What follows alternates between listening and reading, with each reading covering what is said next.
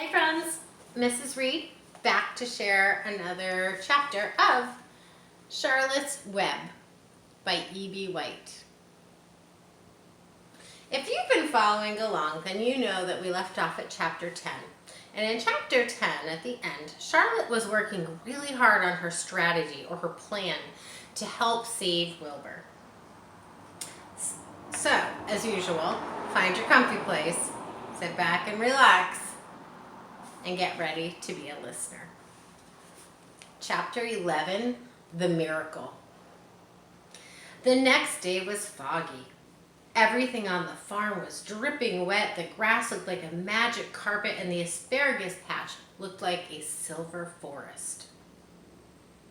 On foggy mornings, Charlotte's web was truly a thing of beauty. This morning, each strand was decorated with tiny beads of water. The web glistened in the light, and it made a pattern of loveliness and mystery, kind of like a delicate veil. A veil being something that you would wear over your face. Even Lurvy, who wasn't particularly interested in beauty, noticed the web when he came with the pig's breakfast. He noted how clearly it showed up, and he noted how big and carefully it was built. And then he took another look. Something had made him put his pail down. There, in the center of the web, neatly woven in block letters, was a message. It said, "Some pig," with an exclamation point.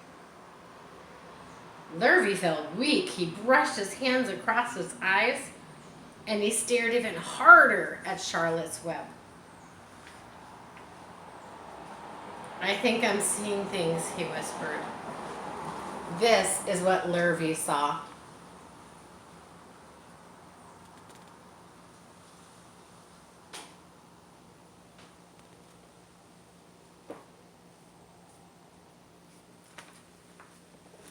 He dropped to his knees, uttered a short prayer. Then, forgetting all about Wilbur's breakfast, he walked back to the house and he called Mr. Zuckerman. "I think you need to come down to the pig pen," he said. "What's the trouble?" asked Mr. Zuckerman. "Anything wrong with the pig?" "Not exactly," said Lurvy. "Come and see for yourself." The two men walked silently down to Wilbur's yard. Lurvy pointed at the spider's web. "Do you see what I see?" he asked. Zuckerman stared at the writing on the web. Then he murmured the words, "Some pig." Then he looked at Lurvy. Then they both began to tremble. Charlotte, sleepy after her night's exertions, had smiled as she watched. Wilbur came and stood directly under the web. "Some pig," muttered Lurvy in a low voice. "Some pig," whispered Mr. Zuckerman. They stared and they stared for a long time at Wilbur. Then they stared at Charlotte. "You don't suppose that spider," began Mr. Zuckerman. But he shook his head, and he just didn't finish the sentence. Instead, he walked solemnly back up to the house, and he spoke to his wife. "Edith, something's happened," he said in a weak voice. He went into the living room and he sat down, and Mrs. Zuckerman followed. "I've got something to tell you, Edith," he said. "You better sit down." Mrs. Zuckerman sat into a chair, and she looked pale and a little bit frightened.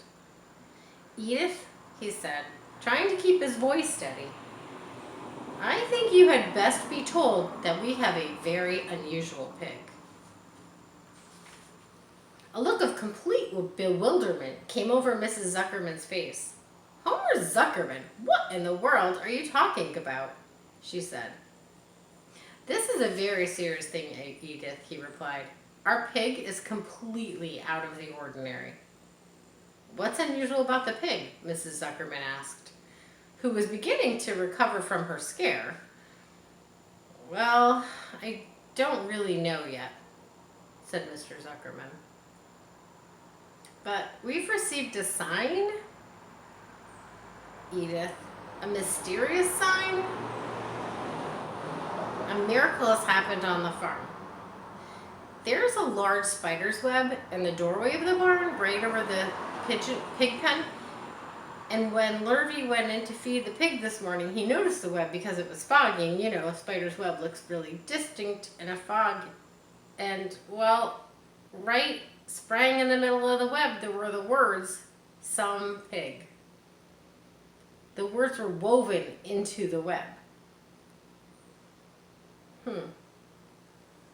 I know, because I've just been down there and I had seen them, and it says "some pig," just as clear as can be. There can be no mistake about it. A miracle has happened and a sign has occurred right here on earth, right on our farm, and we don't have an ordinary pig. Well, said Mrs. Zuckerman, it seems to me you're a little bit off. And it seems to me we have no ordinary spider. Oh, no, said Zuckerman. It's the pig that's unusual. It says so, right there in the middle of the web. Well, maybe so, said Mrs. Zuckerman. But just the same, I intend to have a look at that spider. It's just a common gray spider, said Zuckerman. They got up and they walked together down to Wilbur's yard. You see, Edith? It's just a common gray spider. Wilbur was pleased to be receiving so much attention. Lurvy was standing there, and Mr. and Mrs. Zuckerman, all three of them, stood for about an hour reading the words over and over in the web and watching Wilbur. Charlotte was delighted with the way her trick was working.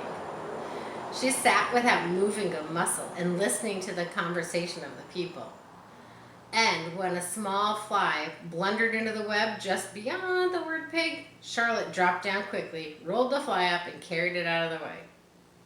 And after a while, the fog lifted. The web dried off, and the words didn't show up so plainly. The Zuckermans and Lurvy walked back to the house. Just before they left the pig pen, Mr. Zuckerman took one last look at Wilbur. You know, he said in an important voice, I've thought all along that pig of ours was an extra good one. He's a solid pig. That pig is as solid as they come. You notice how solid he is around the shoulders, Lurvy? Sure I do, said Lurvy. I've always noticed that pig. He's quite a pig. He's long and he's smooth, said Zuckerman. That's right, agreed Lurvy. He's as smooth as they come, he said. Some pig. When Mr. Zuckerman got back to the house, he took off his work clothes and he put on his best suit. And then he got into his car and he drove to the minister's house. And he stayed for an hour to explain to the minister this miracle that happened on the farm. So far, said Zuckerman, only 4 people on earth know about this miracle. Myself, my wife Edith, my hired man Lurvy, and you. Well, don't tell anybody else, said the minister. We don't want anyone to know, because we don't know what it means yet.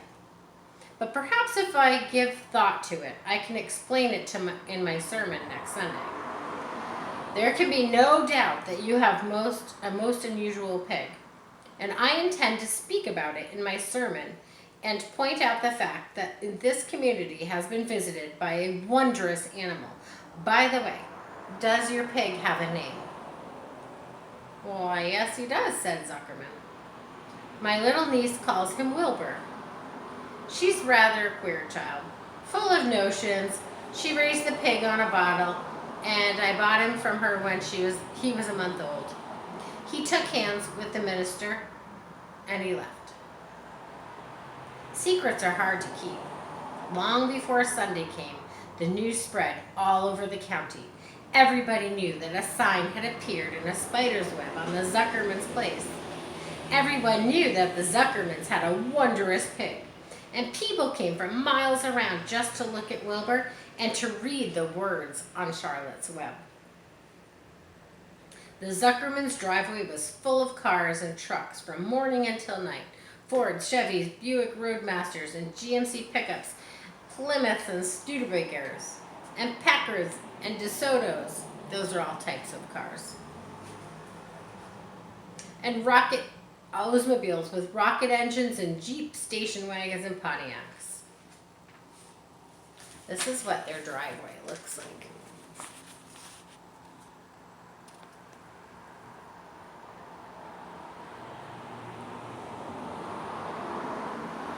It's pretty full. Lots of people.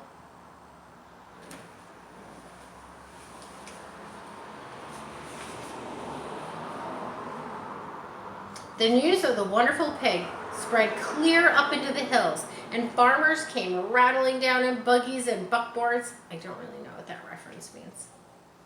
To stand hour after hour at Wilbur's pen, admiring this miraculous animal. They all said that they had never seen such a pig before in their lives. When Fern told her mother that Avery had tried to hit the Zuckerman spider with a stick, Mrs. Arabelle was so shocked that she sent Avery to bed without any supper as punishment. That's not kind, Avery. In the days that followed, Mr. Zuckerman was so busy entertaining visitors that he neglected his farm work. He wore his good clothes all the time now. Got right into them when he got up in the morning, and Mrs. Zuckerman prepared special meals for Wilbur. Lurvy shaved and he got a haircut from his principal farm duty. And his principal farm duty was just to feed the pig while people looked on.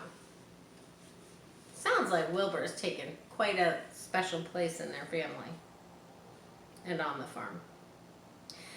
Mr. Zuckerman ordered Lurvy to increase Wilbur's feeding from 3 times a day to 4 meals a day. That's a lot of food. And the Zuckermans were so busy with visitors, they forgot about other things on the farm. Ruh-roh. The blackberries got ripe. Mrs. Zuckerman failed to put any blackberries in a jam. The corn needed hoeing, and Lurvy didn't find time to hoe it. And on Sunday, the church was full. The minister explained the miracle that had happened. He said that the words on the spider's web proved that human beings must always be on the watch for the coming of wonders. All in all, the Zuckerman's pig pen was the center of attraction. Fern was happy, for she felt that Charlotte's trick was working and that Wilbur's life would be saved. But she found that the barn was not exactly as pleasant. Too many people. She liked it better when she could be all alone with her friends and the animals. And that, my friends, is the end of Chapter 11, The Miracle.